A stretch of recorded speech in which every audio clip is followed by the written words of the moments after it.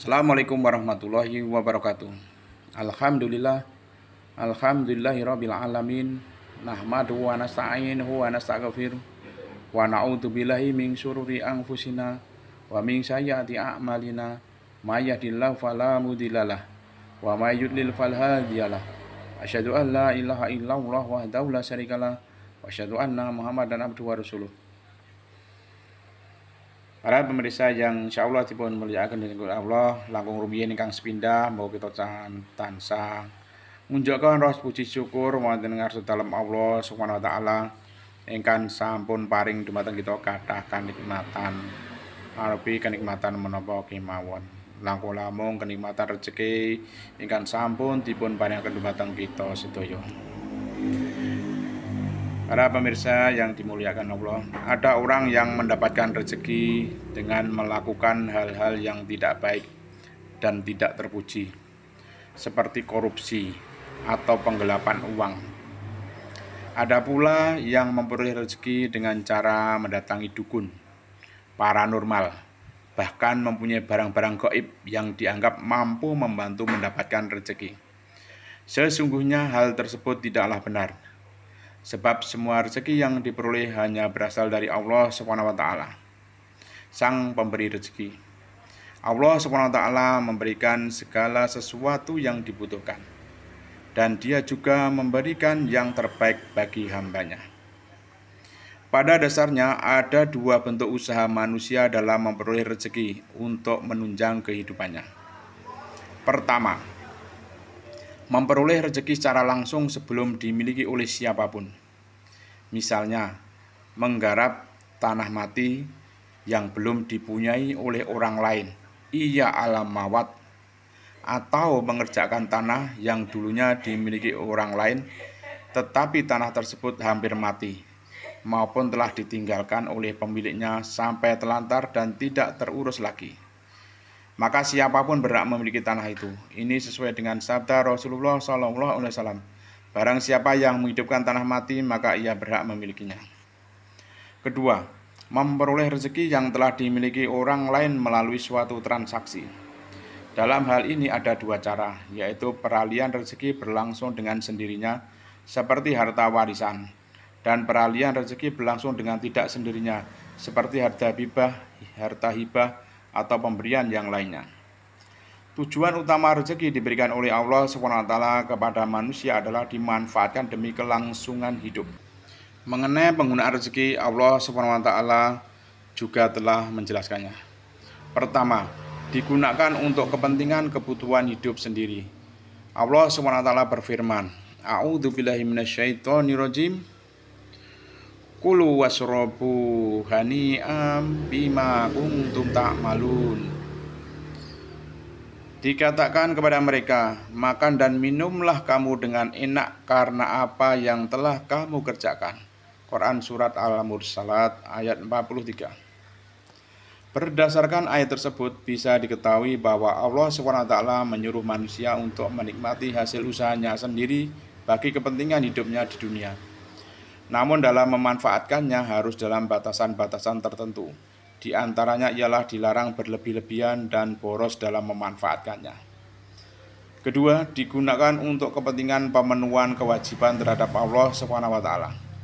Kewajiban kepada Allah SWT itu dibedakan menjadi dua, yaitu kewajiban materi yang berkenaan dengan kewajiban agama yang merupakan utang pada Allah SWT, seperti keperluan untuk membayar zakat, nadar, atau kewajiban lainnya, serta kewajiban materi yang harus ditunaikan untuk keluarga, yaitu istri, anak, dan kerabat.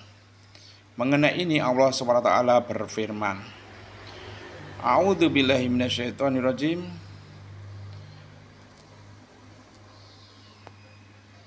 Wa 'alal mauludi lahu rizquhunna wa kiswatuhunna bil ma'ruf. Dan kewajiban ayah memberi makan dan pakaian kepada para ibu dengan cara ma'ruf. Quran Surat Al-Baqarah ayat 233. Ketiga, digunakan untuk kepentingan sosial. Allah SWT memberikan rezeki kepada hambanya dengan kondisi yang berbeda-beda. Ada yang dimudahkan dalam mencari rezeki, tetapi ada pula yang dipersulit. Ada yang banyak rezekinya dan ada pula yang sedikit rezekinya.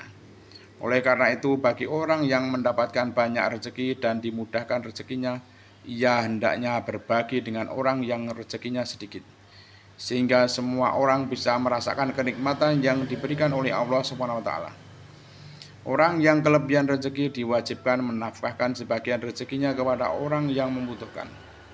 Secara lebih khusus, Rasulullah SAW melarang memanfaatkan rezeki dengan cara seperti ini. Pertama, ikhtikar atau penimbunan secara spekulatif dalam bentuk membeli barang sewaktu harga masih stabil, kemudian menimbunnya dalam waktu tertentu sehingga terjadi kelangkaan, lalu dijual dengan harga yang lebih tinggi. Hal tersebut dilarang oleh Allah SWT yang sesuai dengan sabda Rasulullah SAW. Tidak ada yang melakukan penimbunan kecuali orang yang salah atau berdosa. Hal seperti ini dilarang karena akan merugikan banyak orang dan menyulitkan kehidupan umat manusia. Kedua, iddikhar, memupuk barang demi kepentingan sendiri dan dimakan sendiri sewaktu orang lain telah mengalami kelangkaan makanan. Larangan ini berlaku untuk waktu-waktu tertentu, seperti musim kelangkaan bahan pokok. Larangan tersebut ditujukan agar umat manusia tidak menggunakan harta untuk menyulitkan orang lain. Terkait itu perlu dipahami bahwa status dan kedudukan manusia terkadang mempengaruhi kehidupan. Jadi manusia terkadang lupa terhadap nikmat yang diberikan oleh Allah SWT. Semakin banyak rezeki yang dimiliki, maka statusnya juga akan berpengaruh di lingkungannya. Dalam pandangan Al-Quran, kerja atau amal adalah faktor yang menentukan posisi dan status seseorang dalam kehidupan. Hal ini termaktub dalam firman Allah SWT. A'udzubillahi minasyaitonirrajim.